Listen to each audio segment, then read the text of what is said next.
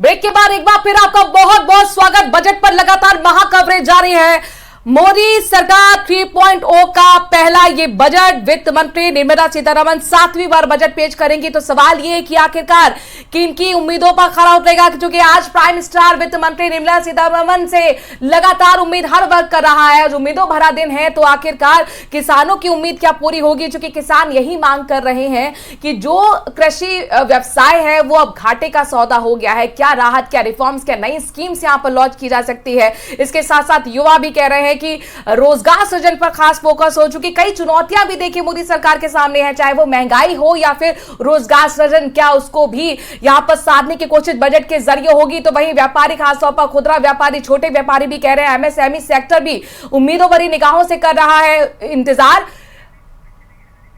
हरिवीर हमारे संवाददाता धौलपुर से जुड़ रहे हैं और देखिए अलग अलग शहरों का अभी हम रुख कर रहे हैं और वहां की जनता क्या उम्मीद कर रही है वित्त मंत्री निर्मला सीतारमण से, ये उम्मीद जानने की कोशिश कर रहे हैं।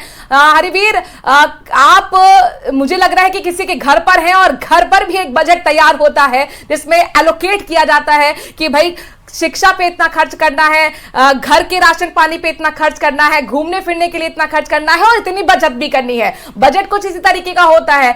ये बजट जो है वो देश का बजट है, तो आखिरकार घर के लोग क्या उम्मीद कर रहे हैं?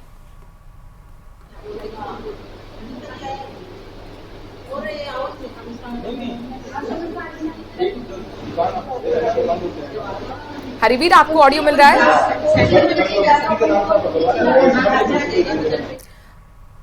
हरिवीर तक मुझे लगता है आवाज नहीं पहुंच पा रही है।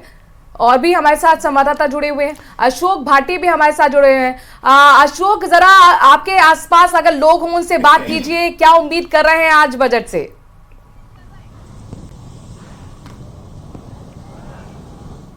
में महिलाओं को काफ़ी उम्मीद है। हम एक घर के किचन में मौजूद हैं जहां पर परिवार चलाने वाली महिला किस तरह से इस बजट को देखती है, इसे लेकर हम यहाँ आए हैं।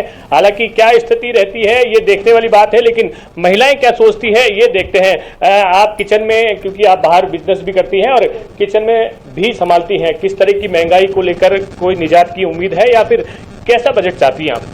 सबसे पहले तो जो भजनलाल जी ने हमारे बजट दिया है, केंद्र सरकार बजट पेश की, बिल्कुल अभी पहले तो धन्यवाद ज्ञापित करती हूँ भजनलाल जी को। उसके बाद में जैसे भजनलाल जी ने हमारे को राजस्थान में किया है, वैसे ही जो केंद्र में निर्मला जी सीतारमण है वो उनसे भी यही उम्मीद है, यही अपेक्षा है सारी महिलाओं को। जो केंद्र में सरकार हमारे मोदी जी की है, मोदी जी ने हमेशा महिलाओं को ध्यान में रखकर ही बजट किया है पास, हमेशा महिलाओं को ध्यान में रख के ही कानून बनाया है।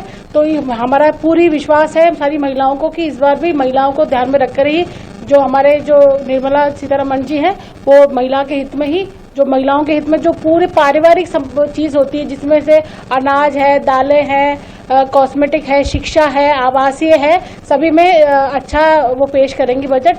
और जैसे प्रधानमंत्री आवास योजना है उसके तहत भी 80C में जो है वो हमें छूट अच्छे से अच्छी दी जाए और मकान बनाने के लिए जो हमें राशि है वो थोड़ा सा बढ़ा दी जाए।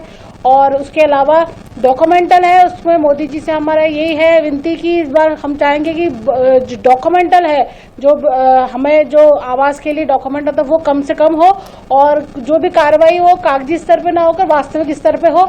और महिलाओं को जो उद्योग के लिए ऋण दिया जाता है उसमें भी रेट ऑफ इंटरेस्ट जो बहुत ज़्यादा कम हो।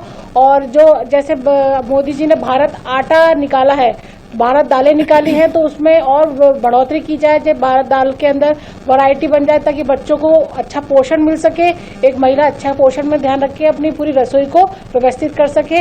और साथ में महिलाओं के हर एक वर्ग यही चाह रहा है, आजकल सभी सुंदर दिखना चाहती हैं, अच्छे कपड़े पहनना चाहती हैं, हर कोई यही चाह रहा है कि उसके लिए क्या कुछ खास इस बजट में होना चाहिए, क्योंकि रंजन लगातार जुड़े हुए हैं। ठीक है अशोक, समझ गए क्या चाहिए। हरिवीर हमारे साथ जुड़ चुके हैं। हरिवीर, सबसे ज्यादा जरूरी ये होता है कि कितनी दर के साथ ग्रोथ हो ताकि जो आपकी अर्थव्यवस्था है वो विकसित की तरफ बढ़ सके, और इसके लिए जरूरी ये है कि कृषि और माइक्रो सेक्टर में जो इनकम है उसको बढ़ाने की जरूरत है। क्योंकि आप जहां पर जुड़े हुए हैं तमाम लोग वहां पर हैं, आपसे रिएक्शन लेंगे, लेकिन अशोक हमारे साथ जुड़े हुए, फिर से अशोक की तरफ रुख कर लेते हैं।